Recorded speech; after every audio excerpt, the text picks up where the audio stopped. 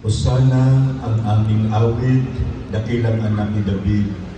Sa ngalan ng Diyos sa langit, pagpapala ang pagsapit ng pagtubo sa daigdig. Sa ngalan ng Ama at ng Anak at ng Espiritu Santo, sumainyo ang Panginoon. Mga kapatid, 5 linggo na tayong naghahanda ng sarili para sa pagdiriwang ng Pasko ng pagpapakasakit at pagkabuhay ng Panginoon. Sinikap nating unawain at tuparin ang ating pananagutan sa Diyos at sa kapwa-tao, alinsunod sa aral at halimbawa ni Jesucristo. Kaisa ng buong simbahan, sinisimulan natin ngayon ang mga mahal na araw. Si Kristo ay matagumpay na pumasok sa kanyang lungsod upang tuparin ang kanyang gawain bilang Mesiyas, ang magpakasakit, mamatay at muling mabuhay para sa ating kaligtasan. Taimtim natin sariwain sa alaala ang kanyang pag-aalay ng sarili para sa kapwa at sundan natin siya ng may buhay na pananampalataya. Kaysa niya sa pagdurusa sa krus, tayo nawa ay makahati niya sa kanyang pananalig sa kamatayan at sa kanyang bagong buhay. Manalangin tayo. Ama naming makapangyarihan, ang mga palaspas na ito ay iyong pagpalain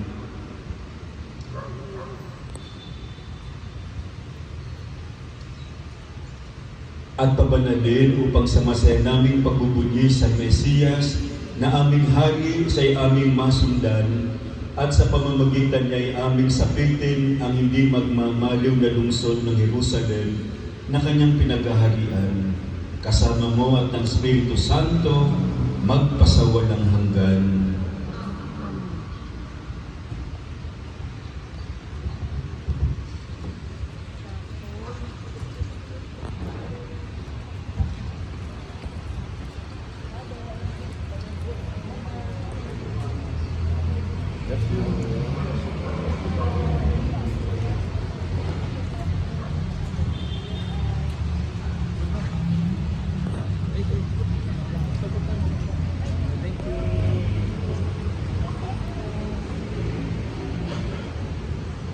Sumainyo ang Panginoon. Ang mabuting balita ng Panginoon ayon kay San Marcos. Malapit na sina Jesus sa Jerusalem, nasa gulod ng bundok ng mga Olibo, at natatanaw na ang mga bayan ng Bethfage at Betania. Pinauna ni Jesus ang dalawa sa mga alagad at sinabi sa kanila, "Pumunta kayo sa susunod na nayon. Sa pagpasok doon makikita ninyong nakatali ang isang bisirong asno na hindi pa nasasakyan ni numan. Kapag may nagtanong kung bakit ninyo kinakalat iyon, sabihin ninyong kailangan ito ng Panginoon at ibabalik din agad dito." Kaya lumakad na sila at natagpuan na nila ang asno sa tabi ng daan, nakatali sa may pintuan ng isang bahay. Nang kinalag na nila ang hayop, tinanong sila ng ilan sa nakatayo roon, "Bakit ninyong kinakalag iyan?" Sumagot sila, gaya ng diling sa kanila ni Jesus, at hinayaan silang umalis. Dinala nila kay Jesus ang bisirong asno at matapos isapin sa likod nito ang kanilang balaban, iyon sinakyan ni Jesus. Maraming naglatag ng kanilang mga balaban sa daan. Ang iba naman pumutol ng madahong sanga ng kahoy at siyang inilatag sa daan. Ang mga tao sa unahan at hulihan niya ay sumisigaw ng, "Hosana, pagpalain ang dumarating sa pangalan ng Panginoon. Pagpalain nawa ang kaharian ng ating amang si David na muling itinatag, purihin ng Panginoon." Ang mabuting balita ng Panginoon. Mga minamahal na kapatid, tuladan natin ang mga tao na nagbubunyi kay Jesus, halina magprosesyon sa kanyang karangalan, taglay ang kapayapaan. Magsipasok nito.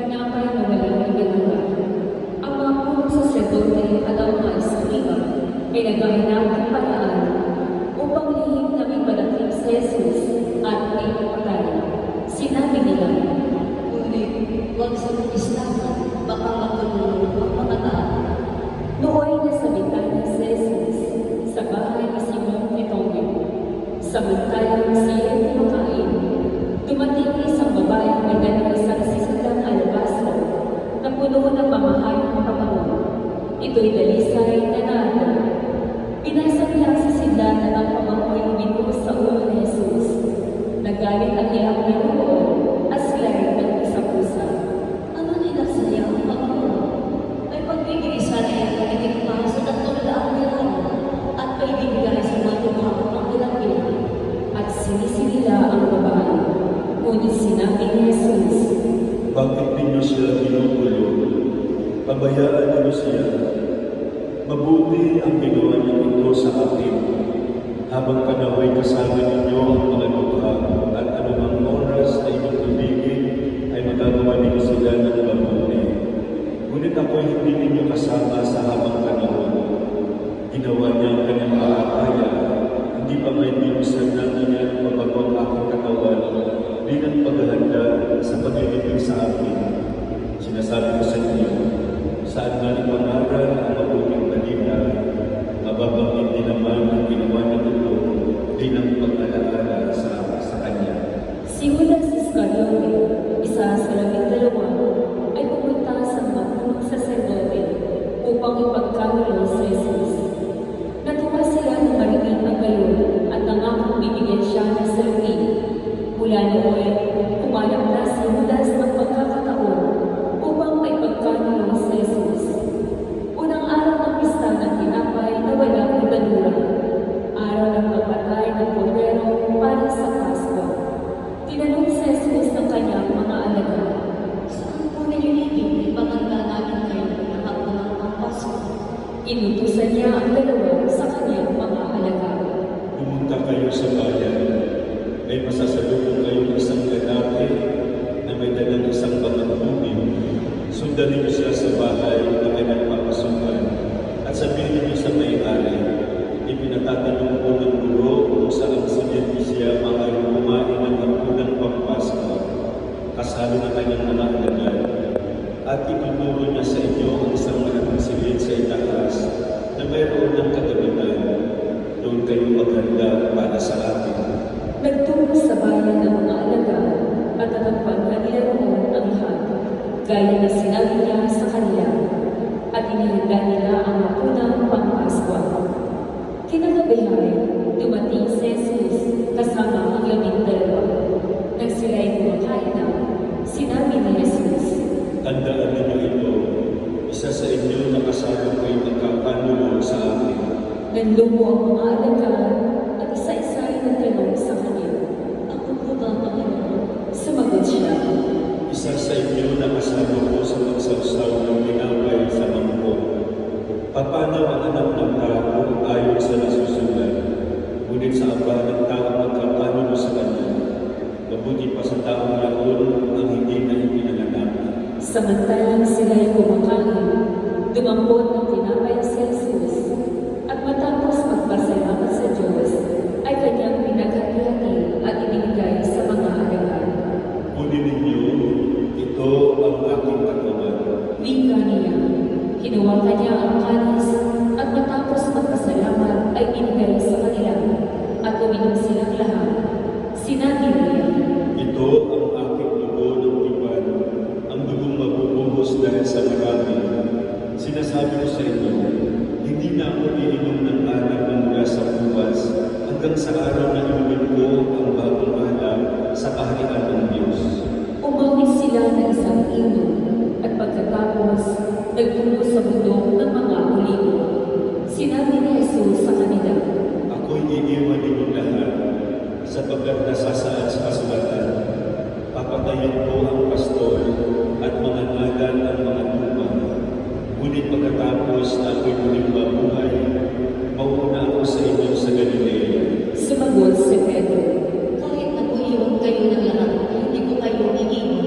Tandaan mo, sabi ni Jesus sa kanya, sa gabi rin ito, bago lumilawan ng magkakawaan manok, ay makatlumang ang itatakbo. subalit matigas na sinabi ni Pedro, Kahit ako'y patayin kasama ninyo, hindi ko kayo itatatawag.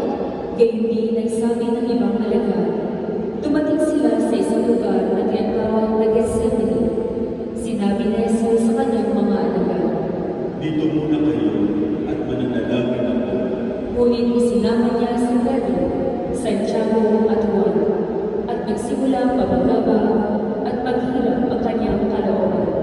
Sinabi niya sa kanila, Ang puso ko'y tigil ng hapi sa halos kamatay ko. Maghintay kayo dito at magbantay. pagkalayo ng kaunti, siya'y nagpahirapa at nanalangin na kung maaari huwag nang dumating sa kanya ang oras ng paghihirap. Ama ko, Wika niya, mapangyayari mo ang lahat ng bagay. Alisin mo sa akin ang kalis na ito ng paghihirap. Gayon may huwag ang kalooban ko, kundi ang kalooban mo ang masunod. nagbalik siya at tinanong niya natutulog ang tatlong alagad. Sinabi niya kay Pedro, Natutulog ka, Simon? Hindi ka ba makapagpantay kahit isang oras man lang?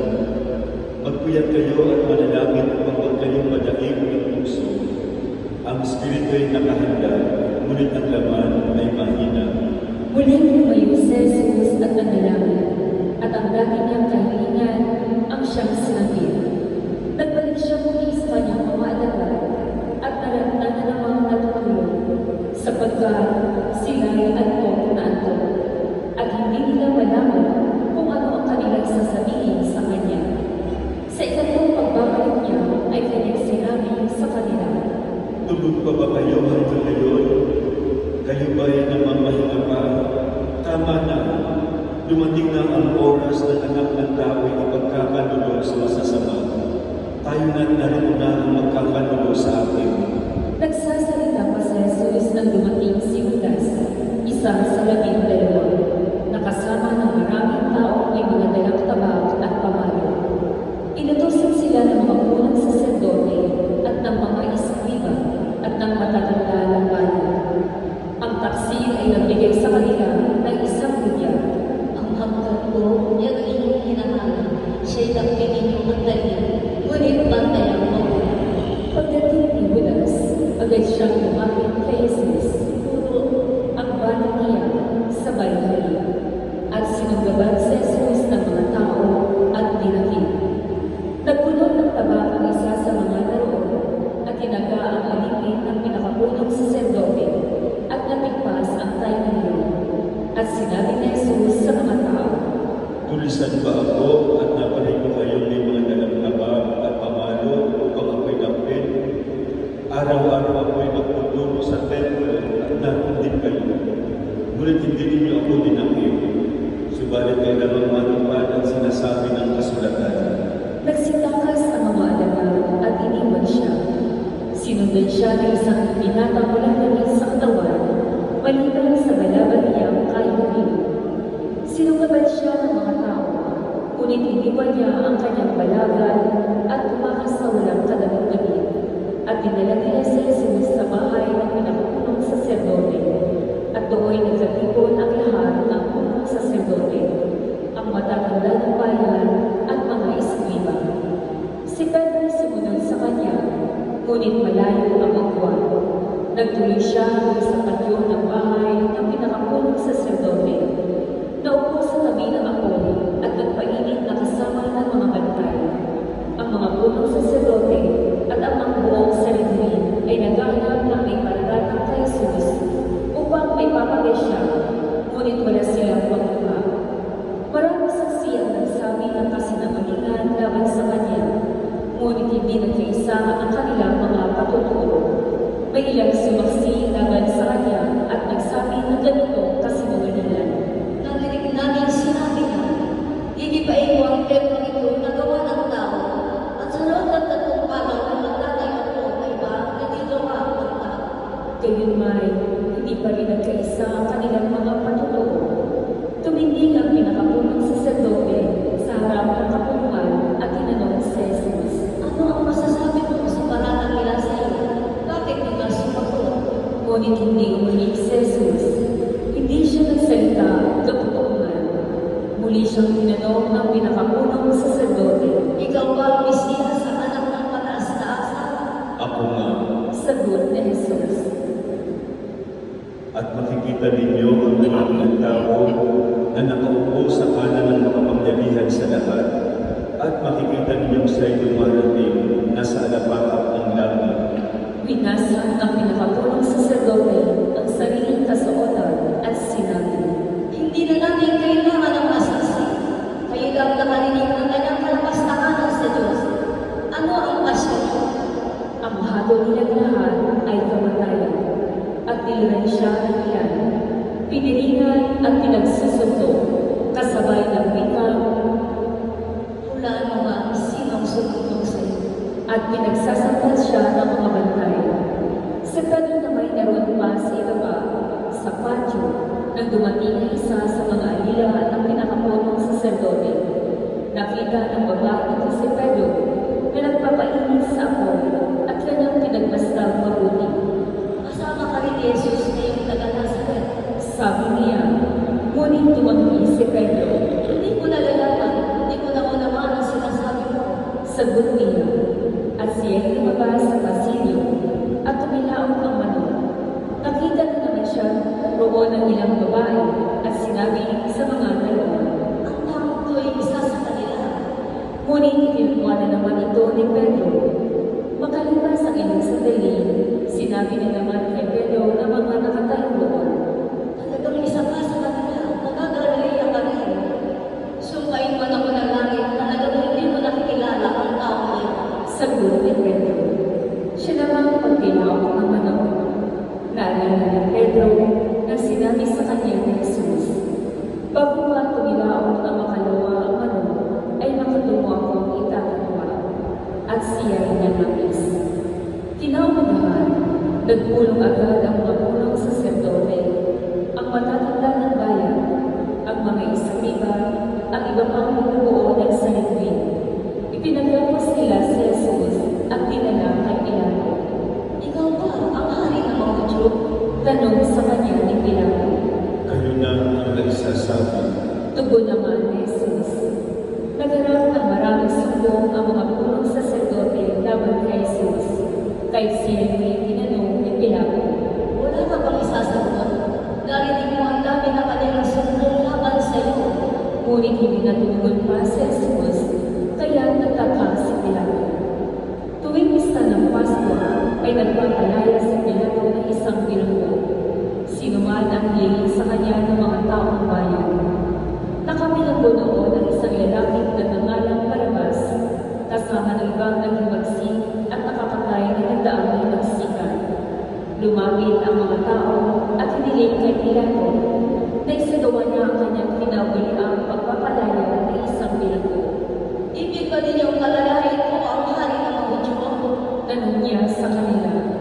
Alam ni Pilato na higit ang nagudyok sa mga punong saserdote na dalhin sa kanya si Jesus. Ngunit ang mga tao ay sinunsulan ng mga punong saserdote na si Barabas ang hilinging palayain. Kung gayon, anong gagawin ko sa tao ito na tinatawag ninyong hari ng mga Hudyo? Tanong uli ni Pilato. Ipako sa krus. Sigaw ng mga tao. Bakit? Ano ba ang kasalanan niya? Ani Pilato. Ngunit lalo pang sumigaw ang mga tao. Ipako siya sa krus. Sa pagkakataon ni Pilato na pagbigyan ng mga tao, pinalaya niya si Barabas. Si Jesus ay kanyang ipinahagupin at ibinigay sa kanila upang ipako sa krus. Dinala ng mga kawal si Jesus sa pretorio, ang tirahan ng gobernador at kanilang tinipon ang buong batalyon. Sinuotan nila si Jesus sa isang balabal ng purpura. Kumuha sila ng halamang matinig, ginawang korona at ipinutong sa kanya. At sila'y patuyang nagpugay at umati sa kanya. Mabuhay ang hari ng mga Hudyo. Siya'y pinaghampas sila ng tambo sa ilog. Pinagluluhan at palibang na niluhod-luhan. At matapos kutyain, siya'y inalisa nila ng balabal. Sinuktan ng sariling damit at inilabas upang ipako sa krus. Nasalubong nila ang isang lalaking galing sa bukid, si Simon na taga Cirene, ama ni Alejandro at Rufo. Pilit nilang ipinapasan sa kanya ang krus ni Jesus at kanilang inala si Jesus sa lugar na kung tawagin Golgotha, ibig sabihin, buok ng buo. Binigyan nila siya ng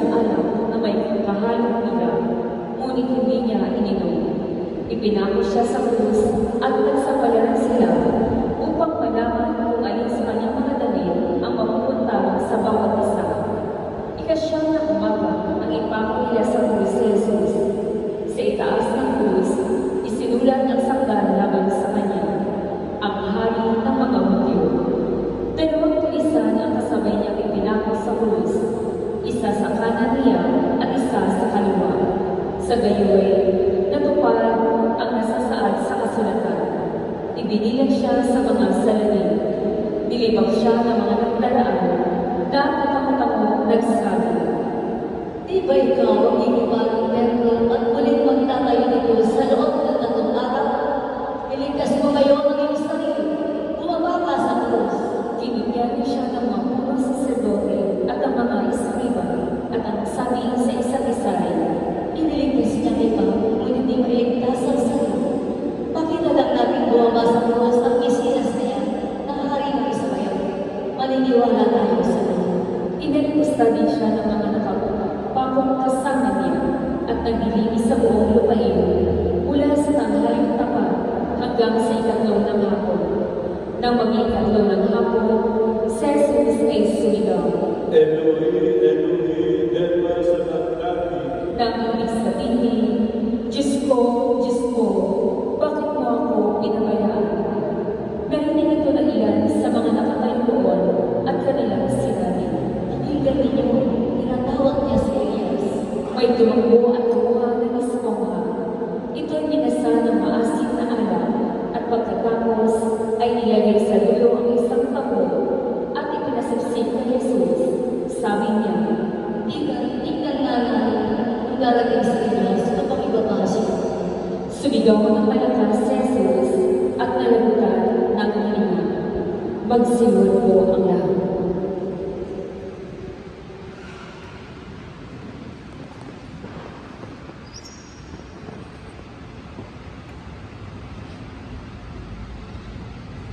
Magsitayo po ang lahat. Biglang tawasan sa gitna ang tanging ng templo mula sa itaas hanggang sa ibaba. Nakatayo sa harap ng krus ang isang kapitan ng mga kawal at kanyang nakita kung paano namatay si Jesus.